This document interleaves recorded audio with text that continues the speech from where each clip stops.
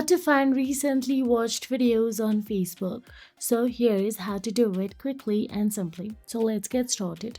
First of all you have to do is open the Facebook app on your mobile device and make sure that you are logged into your Facebook account. Now, once inside the Facebook app, all you have to do is tap on the three dash menu at the bottom right corner of your screen and navigate to the menu section of the Facebook. Now scroll down and tap on the settings and privacy. Once you tap on the settings and privacy, all you have to do is simply navigate to activity log. Tap on the activity log.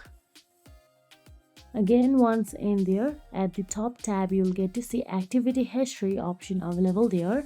Again, tap on it. Once you tap on the activity history, you will get to see categories at the bottom when you scroll down, or you can see filters option available at the top.